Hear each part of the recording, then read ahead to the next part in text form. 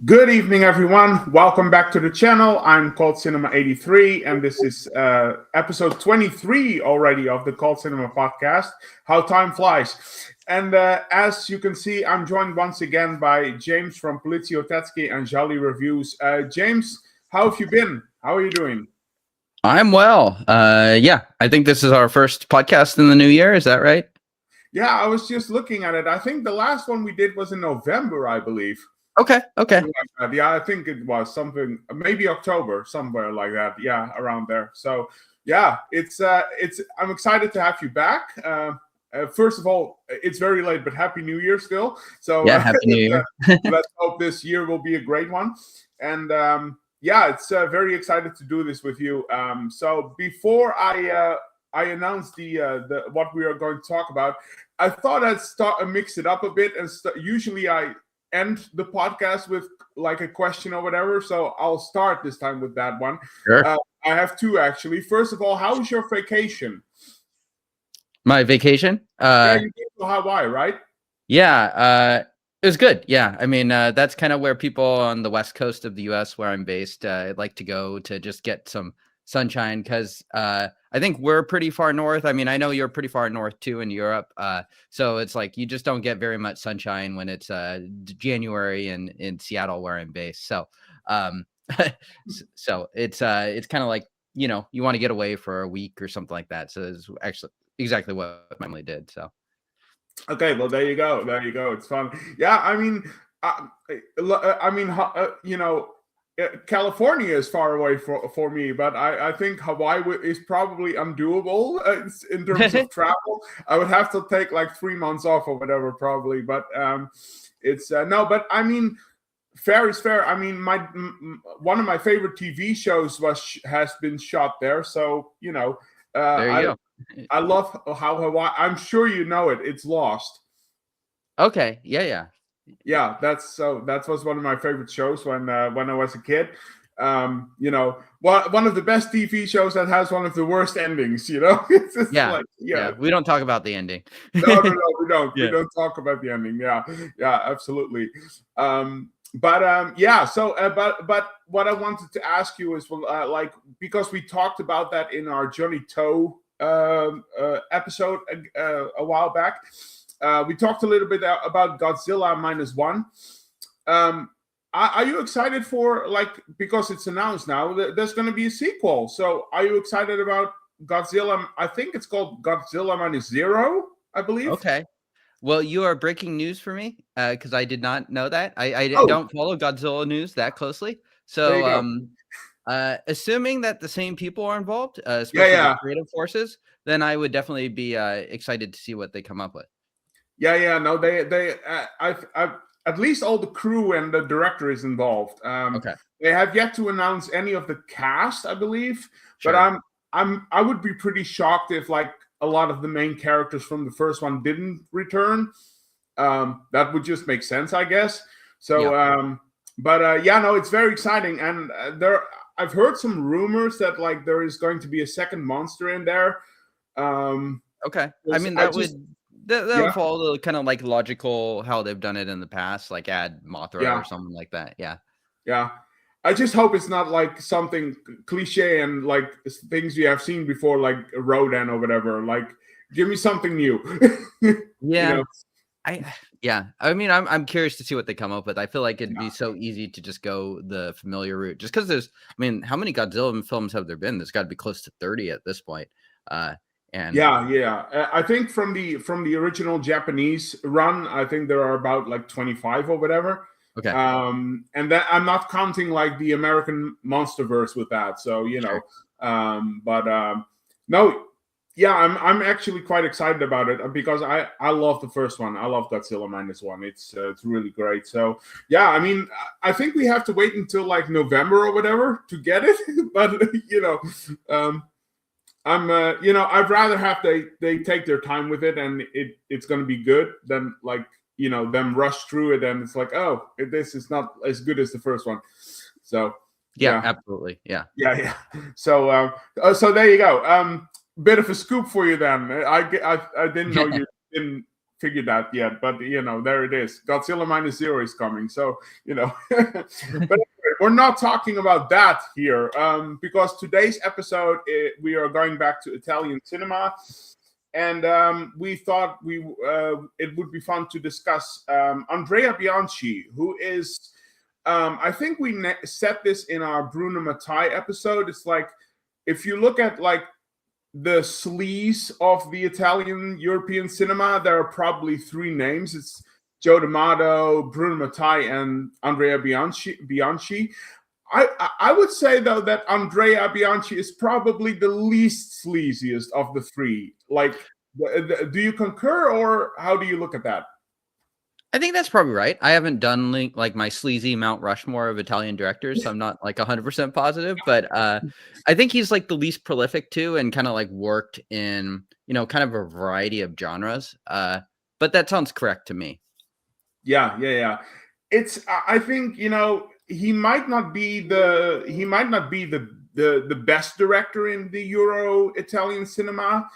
But I think he is a very interesting one, because his cinematography is so odd and bizarre. Like, if you look at his like catalog, it's like you have of course his Poliziotteschii, Cry of a Prostitute is like, you in that movie, there is drugs in body parts, and there's a couple having sex against the corpse of a pig in like a slaughterhouse. It's like, what is that? I have no idea. And of course, what the Peeper saw, his kind of Giallo, I guess, with Britt Ekland of all people, that has like an incestuous son becoming a murderer, and let's not even like Malabimba is like that takes nunsploitation to a whole new level. So like it's such bizarre and odd, like what his movie catalog is. I mean, how do you look at that? Yeah, no, and I think you're spot on. I mean, I think it's safe to say that one reoccurring theme is just the man had very little shame. He's just willing to go all the way there. And in that sense, like he has a lot in common with some of the Italian directors, but I think he even goes like a step above, like even like an Umberto Lenzi or someone like that, where I don't know if he's like the most talented Italian director. I probably wouldn't say that, but he definitely was willing to. It's like, oh, you want me to, have Henry Silva shove Barbara Boucher into like a pig corpse in my directorial debut? No problem. I got this. Yeah, absolutely. Yeah. He probably will not like rise to the ranks of like the big five, as we used to call it, with like Bava and stuff. No. I think to be fair, I don't think he's even on the level of like, let's say, an Aldolado or whatever. No. But I do think his movie catalog is very interesting to look at in a certain way. So yeah. For this one, we picked two movies, of course. The movies that we are going to talk about is his Giallo, Strip Nude for Your Killer, and some zombie sleaze, I guess, but with Burial Ground. So which one would you like to start with? Let's do Strip Nude. Okay. For Your Killer. Yeah. Okay, fair enough.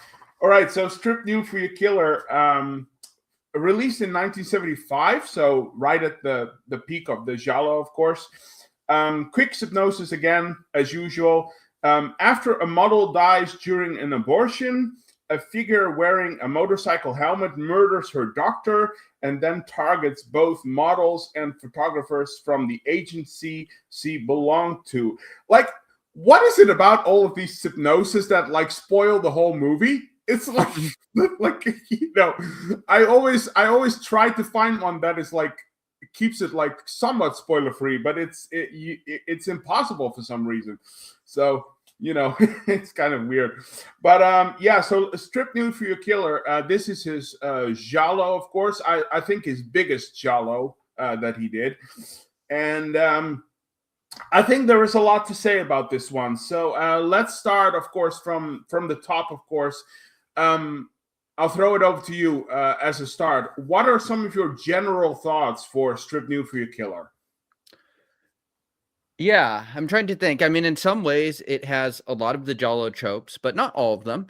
Like you definitely have like your ban of models in this case, which is like taken straight all the way back from Blood and Black Lace. So very, very familiar genre ground. But it also, I think the ways that it sets itself apart, well, there's a couple ways, but I think one of the ways is just the most obvious way is the amount of sleaze.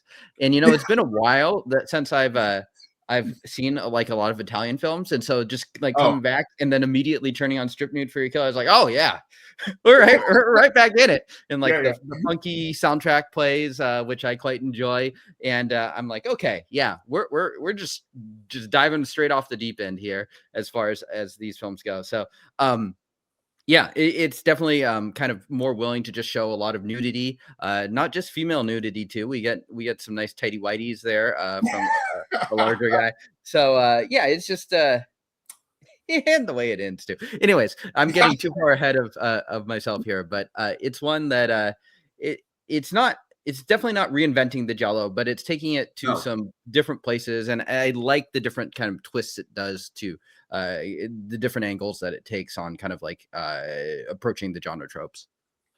Yeah, that's one of the things I really appreciate about it is like it takes the genre into like really interesting directions. I feel like that like you don't see that much. You know, I think you can even say that it tries to avoid like some of the major tropes with this one. At least he tries to. Whether it succeeds is a different story, but you know, at least he's going like he's going full in. He's like, you know, this is going to be it, and I'm going to give it my all. And like you said, we're not going to shy away from any nudity or whatsoever. So Yep. you know, whatever that is. So, but I do think it's a very interesting film, which I'm going to get into, of course, when we continue. But I'm just going to say it right off the bat, without spoiling my rating. But this is one of my favorite giallos of the whole genre, really. Wow. Yeah, I really, especially on rewatching it, it's like this is actually quite good. It's actually quite good. So yeah, there's a lot to say about it. So all right, let's just dive into it. Let's start with positives again. Who starts? Up to you. Okay, shall I start for a change? Sure. Okay, Yeah. because you already mentioned it a little bit, but I want to start the positives with this one. I really, really love how Andrea Bianchi uses the themes and metaphors that show and describe sort of the hypocrisy and the entitled nature that the modeling world is set in. You know, I mean, Gazelle, the owner of the agency, he's very nasty to the cops because he doesn't want a scandal in her company. You know, if the photographer Carlo hears something he don't like, apparently that's a justification to just grab someone's throat. Apparently, you know, the women have to sleep with their boss in order to get ahead in their career. You know, the models get nasty language thrown their way, you know, as if it's nothing, like, you know, act like you have a dick between your legs, you know, stuff like that. It is just such a rough and dehumanizing environment to work in. And I mean, the only people that seem to really have like a heart and actually care like human beings are probably the main lead, Magda, and one of the models called Doris, probably. But that's probably the only two characters that are relatively normal in this. But just the ruthlessness of that world, I think he showcases that so well in this movie. How do you look at that whole thing? No, I think you're right, right on about that. And in some ways, that kind of represents what the slasher would become to eventually. I mean, this obviously predates those, so it's not influenced by that. But where you just have like a nasty group of customers of like who's basically meat for the killer to work through. And I think, yeah, I mean, Megda, the Fenech character, she's definitely like what the most kind of redeeming of them. And I guess Doris would be as well. And if you think about it, even your male lead, Carlo, he's kind of a piece of work himself. Very, like I enjoy his character. I think he's fun. He Yeah. just has kind of a natural charisma to him, but he's not a good guy. I mean, he does a lot of very questionable things throughout the film, for sure. So, I mean, like, I think you are correct that it's definitely like not, it's not your nicest cast of characters in this film, and there's not necessarily people where you're like, oh man, I'm sorry that they killed like the predatory lesbian boss or anything like that. So I would agree. Yeah. But I mean, just also the world itself, right? That it's set in, like, just like it's the modeling world. And look, I have no experience with this because I'm not in that world. But just looking at from this point of view, is like it's such a facade, and the underlying like sort of truth is like it's just so harsh and brutal, really. Like again, like for example, an example I use, like you like the photographer Carlo. It's like, oh, you have such a beautiful face, and he keeps like making pictures of her butt and whatever. It's like it's so it's really, Yeah. I don't know what it says about me, but I think one of the other kind of big influences of this comes fairly late as far as the Giallos go. And so you see a little bit of kind of other genres creeping in. I definitely say this is still pretty much straight Giallo, but you see a little bit of Poliziotteschii with like some of the car chases and like riding through the cities. And then you also see, I think, a fair bit of like kind of the Italian sex comedy. Like there's definitely like a lot of comedic elements to this, like just the way the film opens. And I don't know if it speaks well towards my own character, but I find the opening of the film very funny, just like the sleaziness and the shamelessness of all of like the men by the pool, like just following the woman around, and as you said, like Carlo is just like snapping photos of her butt and like standing up another woman. It's like I'm like, wow. It's like I'm quite enjoying this opening, but it's like definitely portraying your main male protagonist in a certain less good light, shall we say. Yeah, absolutely. Now, I think that's meant to throw us a little bit off guard. It's like I think Bianchi is trying to show us like, oh, look how beautiful this is, and then but now we're going to cut to the reality of the whole thing, and it's like and it's not so glamorous after all. I think that's a little bit like what sort of a visage, if you will, of that whole thing. But yeah, I mean, there is some humor at the start of the film, absolutely, for sure. Yeah, absolutely. But let me throw it over to you. So, what are some of your positives to start with Strip Nude? Oh man, I mean, I feel like there's a lot of like kind of the main genre things that appeal to me. The genre definitely appealed to me in this film too.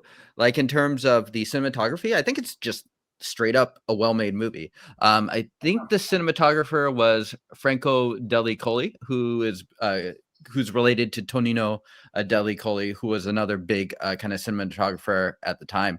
And I think they do a good job. I mean, this is like kind of peak Italian genre film industry. So you could tell that kind of the infrastructure and all that stuff is in place to make a really handsome looking film. I like kind of just like that color scheme of like kind of gel lightings of blues and stuff like that. Very stylish. I like some of the nighttime atmospheric scenes. So I think they do a good job of just having that. And that's something I like in a lot of different Giallo films, but it's definitely a kind of a core piece of the appeal here too. I think the score as well from Berto Pisano is also quite good. Definitely also of its time. He did the other score too for the other film we're talking about, which is a completely different score, even though it comes just 4 or 5 years later. So I think probably those are the two things that I would highlight. I mean, I don't want to talk too much about just like kind of getting in too much into the performances. I'm sure we're going to get there too. But I think those two things stood out to me kind of coming back to this, especially after not watching a Giallo in a couple months at least. Right. Yeah. Well, I mean, we'll definitely get to the performances, and I want to talk about the score too. But I want to, as for the Giallo part, I want to move on to my next positive because, and this is really subjective because a lot of people might feel differently, depending on who you are. But the gore and the kills in this movie are completely awesome.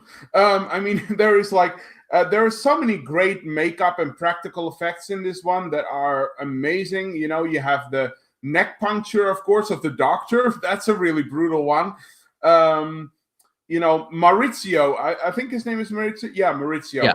Maurizio is literally stabbed in his behind. Yeah. Let's just say that. Lucia's stomach kill, if I can use that pronunciation. I mean, there are just so many inventive murder scenes in this picture.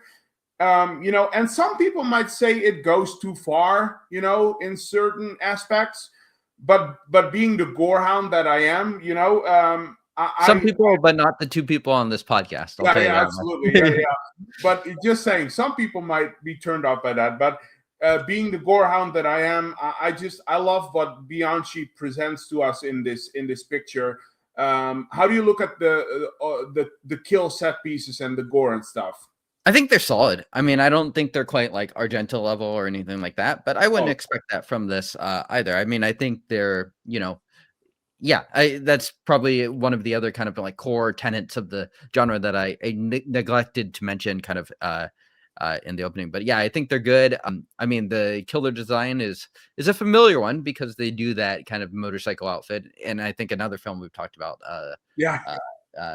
What have they done to your daughters? Yeah. But it's good. I like that kind of thing. And I think it's really shows well, like just visually in some of these like night scenes where you just have like this all black outfit.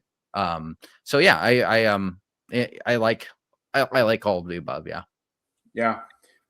And to go along with the killer, what you said, and the outfit and stuff, like you said, I mean, I really dig the score done by Berto Pisano, like you said. And look, I don't know his work as well as Riz Ortolani, for example. I feel like his music is a bit under the radar a lot of times. But I love what he does in this, and not just in terms of the music, but I also really like adore the sound that he created every time the killer appears. It's like this sort of like, but it's a really weird sound. It's like, but so I don't know what he did, but that's such a great way to introduce like the killer and stuff, and it's such a bizarre and original sound. And it has a certain eeriness to it that I think is really great. So yeah. Let's continue on. What else do you appreciate about this film?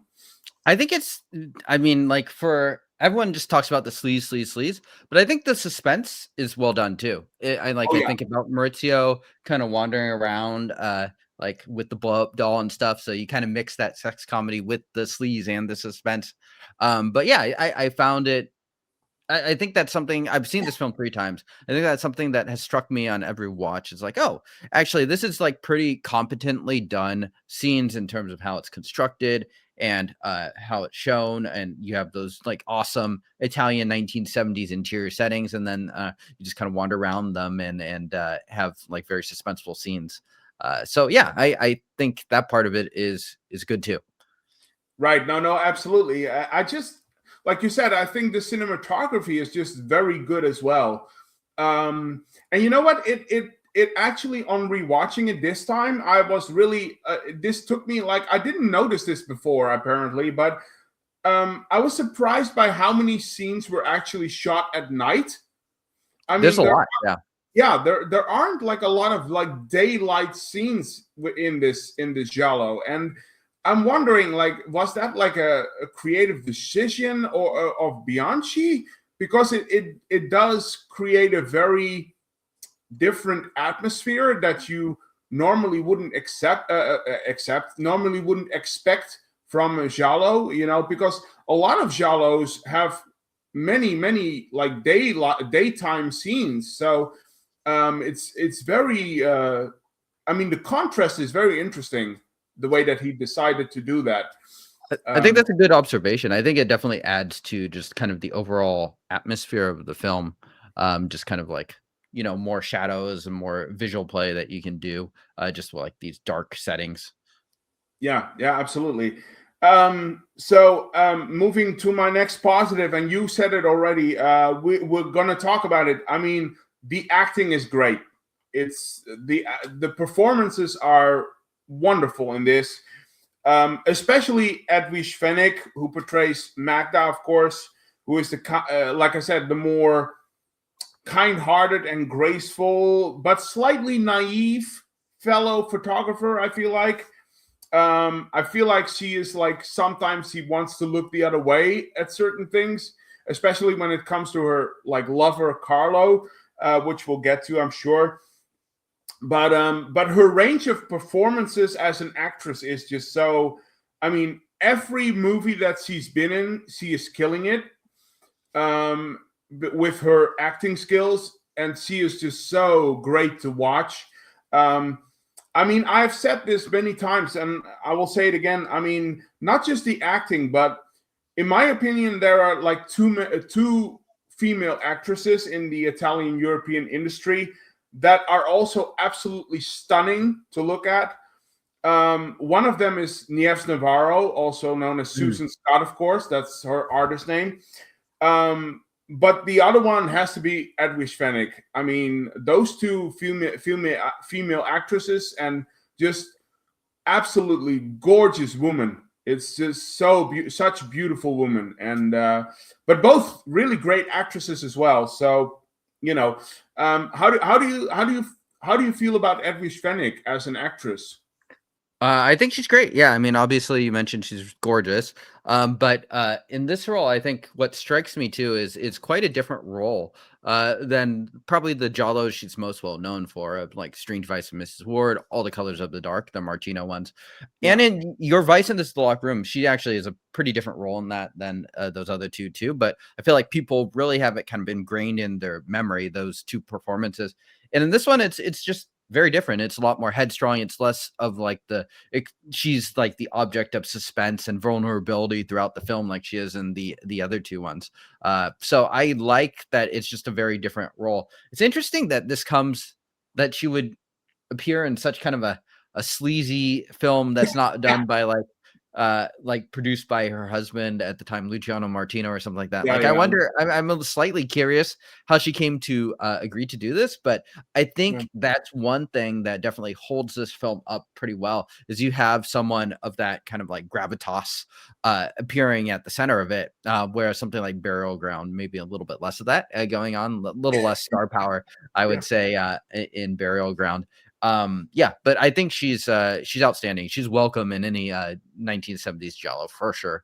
And I think she definitely kind of elevates this film to be better than it probably would otherwise, playing easily the most sympathetic character of the whole batch. Yeah, absolutely. It's very interesting.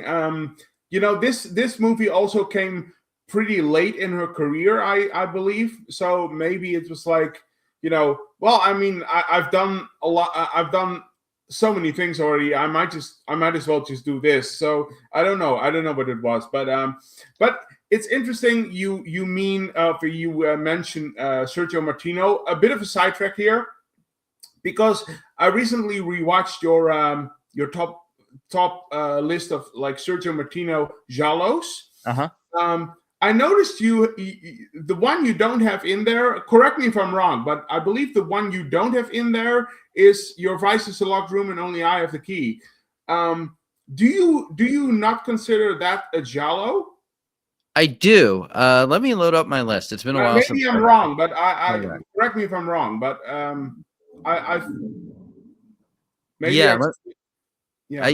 rank that one pretty highly usually. I'm trying to look through my notes right now, see if I have it. So you'll have to give me a minute. Take your time. But no, I just you mentioned it, so like, but I recently watched it. Maybe I missed it, but give me a second. Take your time. Take your time. But I mean, Edwige Fenech is she's pretty great, and she has. That's another thing. She has great taste, because she has done so many great Giallos. I mean, really great Giallos. It's like, I mean, you like Edwige, you really know how to pick your roles. Really, it's pretty great. So so if my notes when I filmed the episode are correct, I had it at number 3, right, okay. and torso I had it at number 2. So okay, sorry. Okay, there you go. So so I guess I must have missed that. So yeah. But because I love Your Vice, that's a really great film. I like it a lot too. I think it's might be one of my favorite Black Cat like adaptations. Yeah. That's just that movie just proves that, like, don't name your cat Satan. That's like, definitely one of the core tenets one should live life by. yeah, absolutely. But yeah, so bit of a sidetrack, but let's go on. So in terms of like the other casting, like what other performances do you admire in this film? I like the performance of, I think he's the lead, Franco Diogeni, the Nino. Oh yeah. Yeah. I don't know. I mean, he reminds me a little bit of like Antonio Sabato, like kind of the cocky jerk young Italian guy. Yeah. And I don't know, he's just very watchable. I don't think he's a great actor or anything, but No. in fact, I'm not even that familiar with his general work, but I think he was in like Umbrellas of Cherbourg or some like more prestigious drama, something like that. But he's like, I think he holds the screen really well with Fenech. Like he's not just getting rolled over by her the entire film. So I think he's a standout for me as well. Yeah, no. He plays Carlo, of course, the other photographer. Yeah, Carlo, and there's of course Magnus' colleague who he falls for. I mean, I wouldn't say that like between the two of them, the connection or the thing they have going. I wouldn't say it's love, because like you said, like Carlo is very, gray character. Let's just say that. But I mean, they are definitely lovers, and committed lovers for sure. And but even with that going on, I still, it's like, but even him being with Magda, I mean, doesn't stop him from like getting under a woman's skirt. It's like, even with Magda being there, he still feels like he has to get with Lucia for some reason. And I'm like, you have such a talented and caring and stunning and funny woman in your hands that most people would die for, and he still treats her the way that, like, again, like, say something you don't like, and it's like, oh, you give me permission to kind of strangle you, basically. It's like, so he's not like, we shouldn't pretend that he's like a heroic character or whatever. No, he's yeah. I have no defense for that. Yeah. But yeah, he's and I think the implication at the end is like he is like probably the person that got the model pregnant. Yeah. At least that's how I interpret it. Yeah, me too. Yeah. So I mean, like all kinds of red flags with Carlo for sure. Yeah, absolutely. Yeah. No, and I got that too. By the way, I want to talk about the twist and the ending in a bit, but sure. No, there's definitely a lot of red flags there. So yeah, what else? What other positives do you have for Strip Nude? Oh man, I think we hit a lot of them. We've talked about.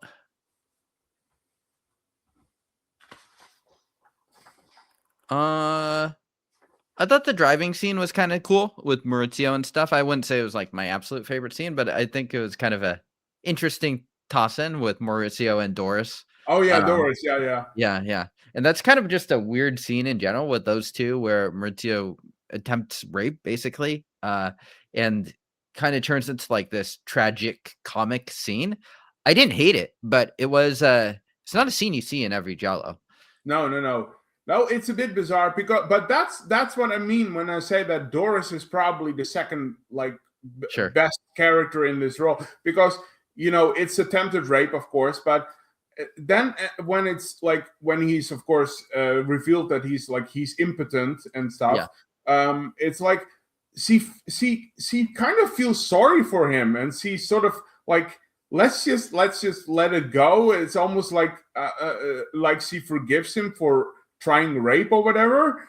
Yeah. And then it's like, should I give you money or call you a cab or whatever, or this and that and that. Now we it's okay. We'll leave it at this, and we shouldn't ruffle any feathers between my husband and stuff and all of that. So I mean, in that way, he is also kind of protective of him in a certain way. Like we shouldn't put the dirty wash out on the lines or whatever.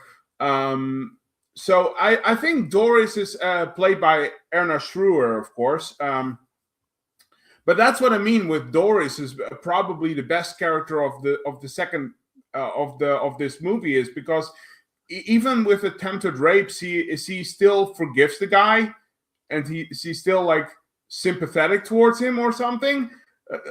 How do you look at that? Yeah, no, that's exactly how I read it. I mean, it's a weird scene that they would never, ever, ever do in 2026. No, absolutely not. They would not touch that. That scene would be vetoed very quickly. But I don't know. I kind of read it at face value, really. Like in a way, he is. I mean, he's doing a bad thing, but he is sympathetic in a way. I mean, he's tragic, and then he immediately dies within like 20 minutes after. Yeah. yeah. He's kind of. I mean, he's kind of like the. He's the sort of sympathetic, but also kind of pathetic character in this one, where it's like you have to do that in order to like. Well, anyway, let's not say the word, but sure. It's very interesting, and again, that's why I say it. Like Doris is probably the second like protagonist of the movie. But yeah, so I think I'm pretty much done with all of my positives. I want to talk about the ending and the twist, of course, but that goes into my issues. So I'll let you finish first. Do you have any more positives before we go into any negatives? No. Let's get into the negatives. Okay. So would you like me to start again? Sure. Okay. So because now we're going to talk about the ending and the twist. Upon rewatching it, I noticed this even more. But I always thought that this movie was missing something. And I will tell you what I think it's missing, okay? And I'll throw this out to you, and I want to hear your thoughts on this. Sure. Like you said, we talked last year. Last year we talked last year about what have they done for your to your daughters, of course. Sure. And we spoke about how much we loved the social commentary in that picture. So here's the thing. When it's revealed that Patricia, who of course also turns out to be the sister of the deceased model, of course, when it's revealed that she is the killer, here's what I would have added personally. I would have added something, and here's what. I would have had her reveal that her sister wanted to abort the baby because she felt the pressure of the modeling world, but also wanting to keep working there. I think I would have also said there that it turns out that Patricia is actually very anti-abortion. And I think that would have been a great addition. And you would have had this whole social commentary about pro-abortion versus anti-abortion. And that conflict was the thing that pushed Patricia over the edge. I think for me personally, I think the twist would have had so much more meat on the bones, because then this movie would have had actually something to say. And I feel like it's missing that sort of story twist element to it that I think would have elevated this to another level, because it would have given it a certain thematic, like What Have They Done to Your Daughters did. Sure. So, like I said, I think they could have had this whole interesting debate about pro-abortion versus anti-abortion. what's your take? How do you look at that whole thing? I think you're right. I don't think this film succeeds in making any real significant social commentary or critique, and I think that's one big difference between, Massimo Dallamano, who Yeah, was clearly interested in that stuff, even in like something like Cult 38 Special Squad. I feel yeah, like yeah, he is putting in social commentary. He's pretty straightforward with it too. He's not like super subtle where you have to like read the subtext or anything. It's pretty straightforward commentary.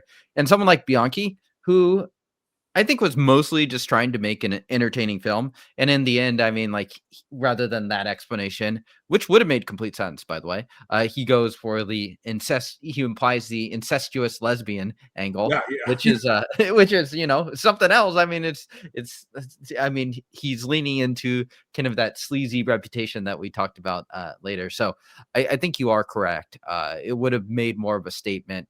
That being said, it's like I mean, I wasn't watching Strip Nude for Your Killer for its abortion politics necessarily, but it would have been, it could have added something for sure. I mean, I think that's a key component towards why I like a lot of the Dallamano, Poliziotteschis and Gialli, like What Have They Done to Your Daughter, Solange, and Colt 38. So yeah, I don't disagree. Yeah, no. I mean, to be clear, I'm not watching it for that. I'm not watching this movie for that. But I think, I just think it would have given it a bit of a punch, and like you said, it would have had a statement at the end of it, Sure. which I would have really admired if they did that, because again, it creates a bit more subtext. Let's just say that. But honestly, that's really my only negative and issue with this movie. So I'll throw it over to you. Do you have any issues or problems with this film? Not really. I think you probably rate this film slightly higher than me, even though I do quite enjoy this film. I happily watch this a third time. I will say I've enjoyed it quite a bit more in Italian. I think for some reason I watched it with the English dub the second time, which was a mistake. I think it was just the Oh, default on my Blu-ray, and it's yeah, just much funnier in Italian, and I think it flows a lot better. So, as usual, always watch the film in Italian if you can. I do think this isn't really criticism of the film, but I think this is one reason why maybe this film isn't this film is relatively well known, but I wouldn't say it's like one of like the 10 most well known Gialli or anything like that. And I kind of think it's because of the existence of New York Ripper, which kind of like took over the title as like the good, sleazy, nasty Giallo, which I think does a lot of it does similar things. And I think it works more with the subtext with Fulci and stuff. So I think in some ways, this film came along and it was like kind of like the really good sleazy Giallo for a while, and then New York Ripper kind of ate its lunch in 82 or 81 or whenever it came out. So that's one of my I wouldn't say it's a criticism, but one of my kind of takes about the sort of where the film stands and kind of the Giallo pantheon. yeah. No, I mean it definitely, like I said, it definitely doesn't belong up there with something like Short Night of Glass Dolls or whatever. Sure. I mean, that movie was just mind blowing. So it doesn't belong in that scale. But I would say it's. I mean, for what it is, I think it accomplishes it. By the way, you talk about the Blu-ray. I mean, I don't know which one you have, but I have the Arrow one. I have a different one. I think mine. I want to say mine's Blue Underground, which is a American Oh, label. right. Yeah. Yeah, Blue Underground. Yeah. So yeah, no, I have this one, and it's. But yeah, we talked about the English dubbing last time with Sergio Corbucci. Always watch the Italian version. That's what you do. So, but yeah, no, it's yeah, they do have an Italian version on this, so that's good. Yeah. I think it just defaulted to the English, which is what I watched last time. And sometimes the English is okay, but I think especially for the comedy, the Italian just works much better. Yeah, absolutely, yeah, for sure. So, all right. So, I mean, if you're done with all of your points, I think I'm pretty much done with this one. We can go into ratings if you want. Sure, let's do it. All right. So, you know what? Why don't I let you start? What would be your rating for Strip Nude for Your Killer? I'm like very close to an 8, but I'm going to give it a 7.5. For me, Okay. I just really like this film. I like how it kind of takes that very familiar premise from over a decade before with Blood and Black Lace. And I would happily watch many Blood and Black Lace ripoffs. But I like what it does here, and it just kind of twists it to a more contemporary, modern angle. And I think it has just enough star power. It really doesn't have any glaring weaknesses, in my opinion, assuming you are okay with the level of sleaze or embrace it. In I think our cases. So yeah, I really like this film. I think it's really solid, and I think it gets underrated a little bit because people have a hard time looking beyond kind of like the more surface level, high levels of nudity and naked bodies in this film. Yeah, exactly. So 7.5. Okay. Yeah. Fair enough. I think you're going to be surprised by my rating. I think maybe. So Strip Nude for Your Killer. I mean, I really dig this movie. I really dig this movie. I really do. I think, again, it's not like amongst the top 10 maybe of best Giallos, but I mean, for what it is, it's pretty damn good, I would say. And I really have come to love this film because the first time I saw it, I didn't like it. Oh. And I think I've seen it 4 times now. And it's really surprising how I've turned around because I've become a very big fan of this one. I think it's pretty great. I love, like I said, I love the themes and metaphors, the modeling world, all of that.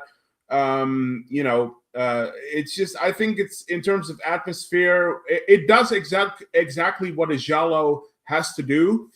And I'm not expecting any more from that. So, and apart from that one issue, I would say that this one is actually pretty damn great. So my rating for Strip Nude for Your Killer is 9 out of 10. Wow. That's It's I don't know. I really dig this one for some reason. It's really and it's Edwige Fenech, so Yeah. it's a highly enjoyable film. I will give you that. It's one where I've seen it 3 times and I could watch it 3 more times this year. Yeah, maybe that's it. Maybe it's the fun factor for me. I don't know. Sure. But it's I really, sometimes the fun is all I want, a fun time at the movie. So, and it's but yeah, I really dig this one. So that's 9 out of 10 for me. All right, so we'll go to the next one called Burial Ground, which I am much more negative on. But we'll get there. We'll get there for sure. So Burial Ground from 1981. Also called Nights of Terror, apparently. So again, quick synopsis. An archaeology professor discovers an ancient crypt containing living dead corpses. The zombies go on a rampage and attack a group of people whom the professor had invited to celebrate his discovery. Again, you basically summed up the whole movie, but fine. It's, it is what it is. So, Burial Ground. Again, Andrea Bianchi. Let's start with general thoughts. I'll throw it over to you. Dare I ask, what are some of your general thoughts on Burial Ground? To me, at least, this film reads like a bad Fulci interpretation. So like a C grade or D grade one. So yeah. That being said, it's not without some appeal. I do enjoy aspects of this film. I don't straight hate it. I listened to a couple podcasts in preparation for this, and one of the reviews was just like everyone was giving it like 0.5 out of 5 stars. I'm like, wow, you guys really didn't like this film. Yeah, I enjoy it as just kind of like a cascading form of kind of just nasty gore set pieces and stuff like that. And there are some nice things, but I don't think it works particularly well as like a narrative film. I think the cast of characters is somehow even more disposable than the worst people in Strip Nude for Your Killer. In fact, it would. What would be entertaining is if you just take the whole cast of Strip Nude for Your Killer and the modeling agency and you just replace the whole group in Burial Ground. I would have enjoyed that. Yeah, absolutely. Yeah, you got Carlo trying to sleep with zombies or something. I don't know. Yeah. And hold on, I think I just stepped in a bear trap. We'll get into all of Yeah. that. We'll get Okay. into all of that. But Anyways, yeah. sorry, I'm getting way off tangent, but those are kind of my general thoughts. No, it's fair. It's fun. That's the fun of doing this. Yeah, I mean, Burial Ground. It's let me say this up front. I am a big fan of the Euro. I call it Euro zombies. I'm a big fan of the Euro zombies. You know, like the cannibal films. I'm a big fan of this genre, the Euro zombie sort of thing. That said, this is probably my least favorite of that whole cycle of movies. It's, you know, and I only rewatched this like 2 days ago, so it's relatively fresh. Sure. And I hadn't seen it in like a year and a half, probably. And I was really surprised because I had forgotten how problematic this movie actually is. It's pretty mind-blowing what all the things that go wrong in this movie, but I'm sure we'll get into all of that. So yeah, I mean, let's just dive into it. I want to start with positives, okay? Because we have a lot of issues. I'm sure we do, but I want to give it some credit. So if you have any positives, let's do positives first. So I'll throw it over to you. What are some of the things that you actually appreciate about this film? I mean, I like some of the gore. I like some of the effects. You could tell that the quality in general of the craftsman behind this is definitely quite a bit worse than Strip Nude for a Killer, but some of that is still there. I think this is still would be like kind of a Euro zombie Italian film that was made in 1990. Like if they did it, I mean, you just think about where the industry went.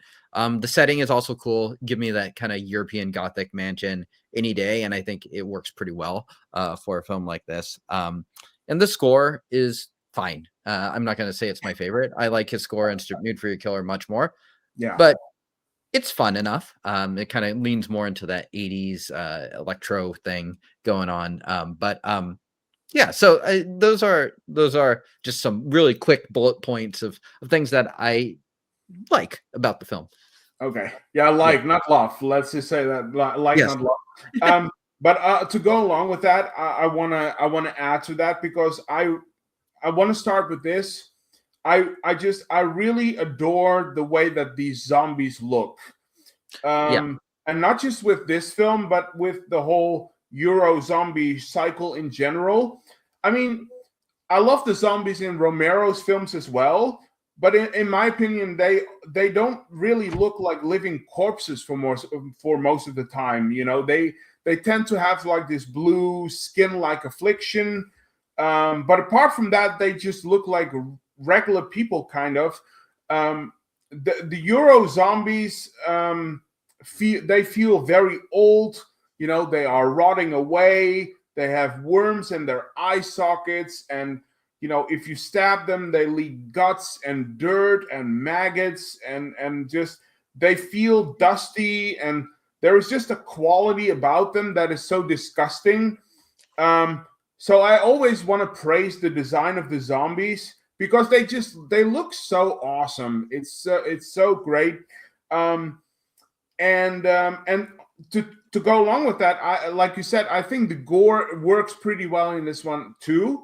You know, like for example, one of my favorites is the how do you call it? The Scythe, Scythe, yeah. The Grim Reaper scene. That's always what I call it. The Grim Reaper scene. I love that one. You know, you have intestines being ripped out. And then, of course, there is the infamous breast scene, which is like, you know, it's again, like what's with the incest in Andrea Bianchi's films? It's really like, it's so bizarre, really. It really is, yeah. But also just the like when they crush the skulls of the zombies when they kill them and stuff. I mean, it's hollow inside, but there is dust coming out and stuff. It's like the zombies are top notch, really. I feel like. Yeah. Yeah. I mean, and we can thank probably kind of the chief influence, Fulci, for that. Just that they're kind of riffing off that rather than Romero zombies or whatever. Yeah, yeah, absolutely. And like you said, I think I really love the production design and cinematography as well. And I include Atmosphere in that because I think it goes along. But I think the look of the giant mansion or villa is amazing. The catacombs beneath it are creepy and foreboding. With all of these cobwebs hanging around, and again, it feels dusty and creepy, and you get the impression that this estate is actually very, very old, maybe even ancient. So, like you said, it goes into the Gothic sort of thing very well. But also how this movie is shot. I mean, like, there are small beams of daylight cascading through the windows, and there is this great shot of the zombies approaching, the group through the trees that surround the whole building and stuff. I mean, in terms of what the look of the film is, I think it's actually pretty top notch. And they also add some fun bits of lore there. I mean, there are hints of the original inhabitants maybe being Templars or whatever. There are references that it may have been a cult somehow at some point. So in terms of what that does and all of the little bits that you get, I do love that. Do you agree? I think so. Believe it or not, I don't own this film in 4K, so I watched this on a streaming site. So Okay. it probably looked a little bit worse as a result, but I can absolutely believe it because the setting is just so awesome, and because still Italy still had a lot of pretty good cinematographers by 1981 when this film was out. So I would say those are still pros for me in terms of just like the look of the setting. There's like some cool beheadings of zombies and stuff like that. Yeah. Yeah, I mean, forget about continuity or whatever. I mean, the editing in this film is not exactly A+ effort, but I don't necessarily need that in these films either. I mean, I don't think you're getting like necessarily top-notch continuity or characters in a fully zombie film either. Right. No. Definitely. It's what I will say about it, it knows what it is. That's I will give it that. It knows what it is, and it doesn't try to be anything else, which I give it praise for. But that doesn't mean that it doesn't have a lot of problems. So, but we'll get to it. Sure. But continue. Do you have any other positives with Burial Ground? If you have any. I mean, it concludes in a way that I laugh. Right. Yeah.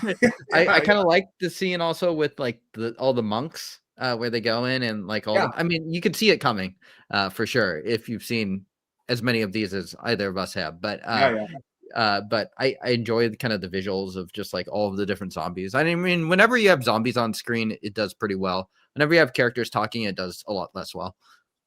Right. I do feel like, though, especially nowadays, I mean, I don't know how you feel about it or if you even watch it anymore, but especially nowadays, I feel like the zombie genre has completely run its course. I mean, it's so dried up at this point.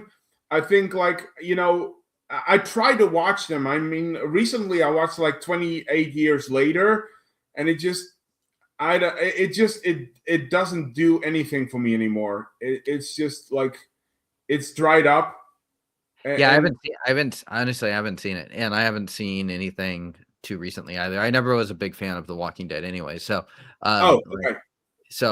I can't say that I have, but that is the general feeling that I've gotten from people that have seen those films is like it's definitely past its peak, and we're gonna probably have to wait for it to kind of bottom out first and then probably come back again in 10-15 years or something like that. Yeah, probably.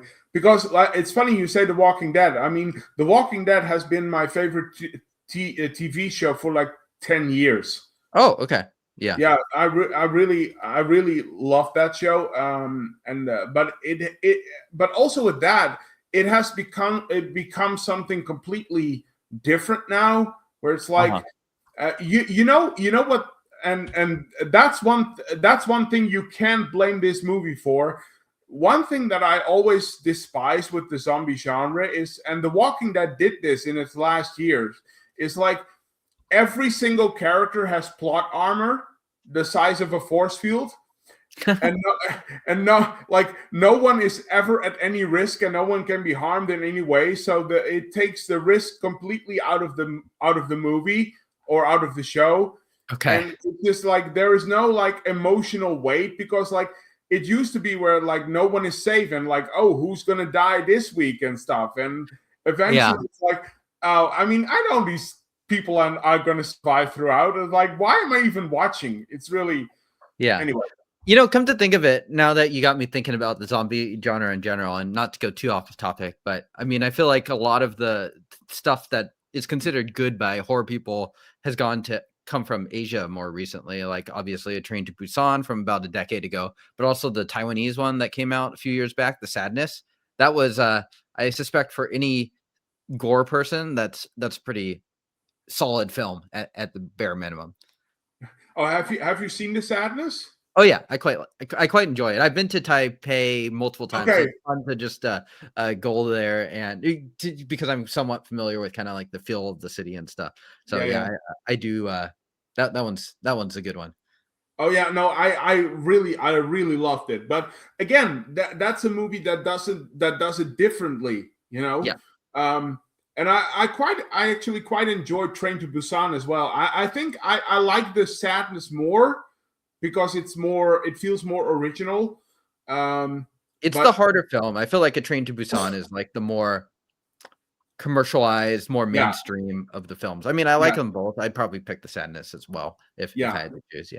Yeah, exactly. So anyway, but I mean, that's what you can blame this movie for, is because pretty much everyone dies here. So you know, but I have one more positive to say here for my list, and I think because I think in terms of pacing, this movie is pretty much flawless as well, I would say. I mean, it doesn't waste time with unnecessary plots. I mean, it gets straight to the point. Like there is no fat or whatever, or really slow burn scenes that make it drag its feet. No pun intended. But in general, I think the way that this picture moves at a clip, I think that's kind of chef's kiss as well. I mean, I think the pacing is really, really good. How do you feel about that? I think it's okay. Yeah, it's at 85 minutes, so they probably got rid of. I mean, it's one of those films, and I feel this way about some of the Poliziotteschi that came out in the 70s too. It's like, we're just going to show you the stuff that we know you want to come to the movie for. So we're just going to show you the gore and the things like that. Plot, character development, who cares about those things? So it's like we're just going to show you the good stuff. And I feel kind of the same way about this film. Yeah, exactly. No, I mean, that's true. I mean, I like I said, they knew what they were doing. It's like, you know, oh, you know what? For story and characters, you go to the Giallo and the Poliziotteschi. Well, who cares? We're just gonna throw some gore at your way, and you know that's good enough for this one. We could hire some writers to write a romantic plot, or we could buy 20 more tons of gore. Pig blood. Let's do the latter. Let's get the pig's blood in here. Yeah, exactly. Turn on the hoses of blood. Yeah. You know, cut off more limbs. But yeah, that's the last of my positives. Before we go into negatives, I'm just gonna let you finish. Do you have anything more positive to say about this one? No, not really. Okay. Yeah. Okay, there we go. So we go into probably the long list of negatives here. I'll let you start. So to start it off, what are some of your issues with this movie? Yeah, you know, this movie, I think you could pick apart its plot really, really fast. Because I'm into Italian films, I'm less into that. I don't need to, get too much into that. I'm not that bothered by it because that problem is existent in quite a few Italian films. But I think a lot of it is just like we look at Strip Nude and it has Nino Castelnuovo and Edwige Fenech, which really draw you. This film is like devoid of any charisma. It's like none of the people have any gravitas whatsoever. None. You're just waiting the whole time for them to die. It's almost pathetic in how it develops characters too throughout the film. So it's just like everything beyond kind of the core elements of like a gore horror film are pretty not good. I don't find the film particularly suspenseful either, which is something that's I find striking because Strip Nude for Your Killer is. And this film does. I don't know. I mean, I don't know what it is about it that's not suspenseful, but it's just not. So I don't think it works very well as that either. So it works more or less like as kind of just a very straightforward gore horror film for me and nothing else. Right. Well, I mean, you said basically have two things there. I'm going to start with one. Again, like you said, we have addressed this before when we talked about rats. Yeah, you remember that one, right? Yeah. Yeah, I like rats more than this film, believe it or not. Yeah, no, I do too, believe it or not. But but we talked about it with rats. Apart from Evelyn and Michael, the characters, Evelyn and Michael, portrayed by Mariangela Giordano and Peter Bark. I couldn't really find his real name, but that's his stage name anyway. So okay. I just say Peter Bark. But apart from those two, the characters in this film are just so monumentally flat and uninteresting, and there is nothing about them that you can get invested in or whatever. And it pains me to say this because they have shown to me that it can be done. I mean, if you look at, for example, Lucio Fulci's, who's probably the best at zombie films. I mean, if you look at, there are some characters in there that are not like very well developed or whatever. But whenever you talk about like the main characters of his films, Lucio Fulci's characters always have so much depth to them. Even in a zombie film, like there is just something about those characters that you get invested in, especially with the Gates of Hell trilogy. And with this film, there is nothing. I can't get attached to any of the individuals that are in this movie. It's just hollow. Yeah, you make a good point. It's like, what is it about the Fulci ones that makes it? Because I'm a big fan of all of the Fulci ones, like the trilogy for sure, and all zombie flesh eaters too. And in some ways, they are structured very, very similar to this film, but it just doesn't bother me in the same way that it does in this film. And I don't know if it's like Fulci's really good at diverting attention, or if kind of like you said, he's just good at like creating like different textures for these different characters, so they're not so flat as they are in this movie. But there's something just like very off and very completely uninteresting about the Bianchi characters in Burial Ground. Right. Well, I always use the example of The Beyond, which in my opinion is Fulci's best film. I would agree. There is in that film you have the character of Emily, the blind girl with the dog, and she is awesome. Like she is she's probably one of my favorite characters in the entire Italian movie catalog. I think her name is Emily. I love Emily, and that's the thing, is like, how can I get invested in such a character in Lucio Fulci's film, and there is nothing in this one? It's so mind-blowing to me. It's really weird. So yeah, but the other thing you said is like, the story of this movie is just all over the place. It's so incredibly unbalanced, and it's totally convoluted to the point where you have so many questions. like, where do the zombies come from, and why did they come back to life in the first place, and did the professor uncover this gate to the afterlife or whatever, like in Lucio Fulci's films? You just don't know. And like, why are the catacombs on the property in the first place? I mean, it's stuff like that. And look, I'm totally cool with leaving things to the imagination and letting the viewers make up their own mind about certain things.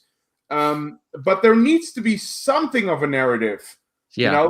There have to be some puzzle pieces that you are dangling in front of the audience in order to, you have to guide them a little bit. Yeah. And honestly, it pains me to say this, but this movie failed spectacular on that front, and it's just so incoherent. And I feel like it doesn't even make an effort too. Like, it doesn't even try. It doesn't even do like a half-assed job. It's just like, nope. We just skipped that part. This is like we accidentally attached a couple pages of the script together and we just totally missed it. Just gonna keep on going. Yeah. Yeah, exactly. It's in that way, it kind of reminds me a little bit about the last season of Lost. We won't go. We're not going to go there. But it's comparing Burial Ground to the last season of Lost. Yeah, wow. Yeah. I think you might be the first person to ever make that comparison. Yeah, exactly. Well, anyway, I thought I'd try. But anyway, I mean, but even for people like me who, I mean, I can appreciate style over substance. I mean, like I said, Suspiria and The Beyond are perfect examples of that. It's like, but this just doesn't work at all in terms of narrative for me. And I don't know who's to blame for this, but someone was faltering during production, and I have no idea. So I'll throw it over to you. What other things bother you about this movie? Oh, I think we got a lot of it, really. I don't have like minute criticisms of it. I mean, there's like some random stuff. It's like, why the hell is there a bear trap in the Oh yeah, there you go. Stuff like that. But yeah, I mean, like, my big flaws with it are kind of what we talked about in terms of characters and plot, which are not typical complaints that I have. I mean, it's one reason why I like Italian films in general, is like, those things don't bother me. I don't need to logic every film to the death. But in this film, it just, it's just very flat, other than kind of the things that do work there. But yeah, I mean, like, stuff like the bear trap. I mean, I kind of like that as like a twist. I could have used more bear traps in this film, where it's like just people randomly walking into these different things where it's like, wait, why is that there? Yeah. Yeah, I mean, but again, like, why is that there? I mean, there are no like there is no inclination that there are like hunting grounds around the mansion or whatever. And yet, I step in a bear trap. Like, how did it get there? Really? It's just like, and look, I mean, you can say that you shouldn't have to ask these questions. It's a zombie horror film, but I mean, I'm okay with not asking too many questions. But this is like on the ridiculous side of it. It's really, it's so odd. It's really odd. Yeah, and but I want to mention one more issue that I have with this, and from what you were saying, this might be a positive of yours, so we might have conflicting thoughts here. But my last issue with this is like, what is this score really? I mean, apparently, like you said, apparently the score was done by the same person. Yeah. I already blanked on his name, but what did you say again? Berto Pisano. There you go. So apparently this was done by the same guy. I mean, did he smoke crack while he did this? Probably. I mean, wouldn't you? It's like, his themes in this film are so bland and honestly kind of boring. Especially for a movie like this. I mean, just, you expect a lot of tension in the music and atmosphere in the themes and stuff. I mean, just listen to the score of, again, Lucio Fulci's House by the Cemetery, or Jose Grouse, Living Dead at the Manchester morgue. I mean, they have such captivating and unsettling soundtracks that just stay with you. Not this one, because for example, the opening of this picture, it's so relaxed, and it almost feels like it's music that belongs in like a romantic drama or whatever. I just, what were you trying to establish here, really? Huh. I don't. How do you feel about the score? You know, I didn't have a big problem with it, and maybe it's just for me in terms of like the relative strengths and weaknesses of the film. The score didn't particularly strike me as being like a big glaring weakness. But you are probably right in the scheme of Italian scores, which, let's be honest, they're amongst the very best that have ever been created. Oh yeah, no. This is I can totally believe that this is below average, especially when you compare it with Fulci working with Fabio Frizzi, someone like that. I mean, the score is clearly so much worse than a Frizzi score in the Living Dead, the Gates of Hell, or Zombie Flesh Eaters. So yeah, I could agree with you there. I mean, it didn't bother me. It is, I guess, all I'd say about the score. Okay, fair enough. I don't know. I mean, as someone who is such a big like movie soundtracks are one of the most important things to me when I watch a movie, especially when I go to European Italian cinema, because, like you said, there are so many great artists there. And I don't know. Maybe I've just come to expect so much more from certain people, that this one is just like so much under the radar. I don't know, but it's kind of bizarre. So yeah. By the way, I have the 4K. Okay. So, I mean, what a world that we live in where there is a 4K of this film that exists. Yeah, exactly. Look, I mean, I own it. So, by the way, this is from 88 Films. I don't know if you can see it, but it's 88 Films. Okay. So, yeah, I saw it came out. I was like, I don't think I don't need to own everything. No. This is like, but I totally get it. But as a fan of this genre and as a sort of completist, like I cannot not buy it. Does it make sense? It's like I have to have it. And to be honest, I mean, the picture quality is great. I mean, that's not this transfer is great. That's not the problem. So, it's still, I want to give it some credit. But would you ever rewatch this film willingly? Sorry?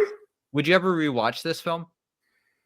I mean, it's to be honest, like I said, I hadn't seen this in like a year and a half. Okay.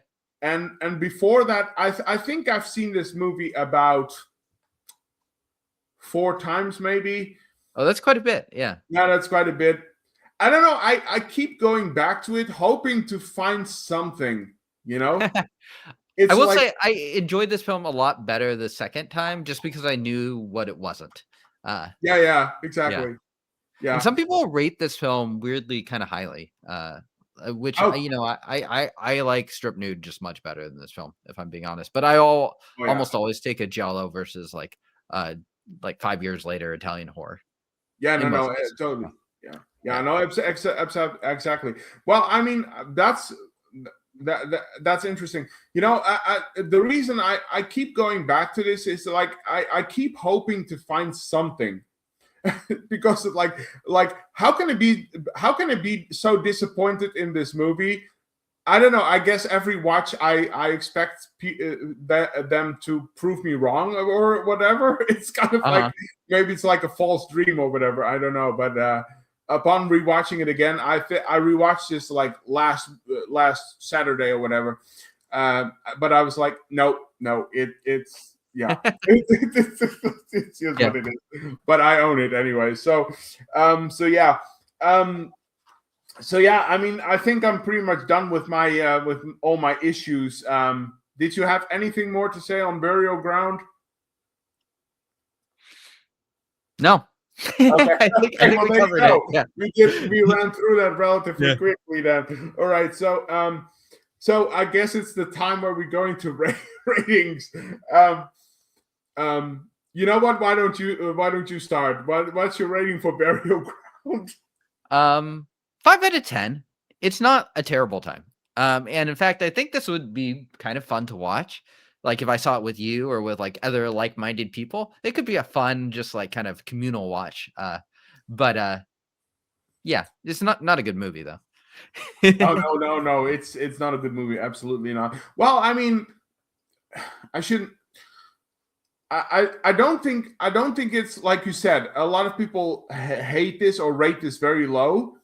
I don't think it's a terrible movie. I think that there is some merit to it, especially when you just see it for what it is. You know, a zombie apocalypse movie, horror movie. But ultimately, there are so many examples of the Euro zombie genre that did it so much better, and it's just really disappointing to see this one then. And it's yeah, I don't know. It's kind of, I mean, if you watch this with, like you said, with your friends, and you just have lots of popcorn and lots of, you know, Pepsi or cola or whatever, until you're not sick of the movie, but you're sick from like over drinking or overeating or whatever, this is probably a fun time. But like, you shouldn't expect like subtext or, you know, interesting characters or whatever. You have to go to the Giallos for that. So it's like, this is just it's a zombie romp. My biggest issue, I think, ultimately, is that they have done it better so many times, and this is just, I don't know. Maybe it just wasn't Andrea Bianchi's thing. I don't know. It's really odd.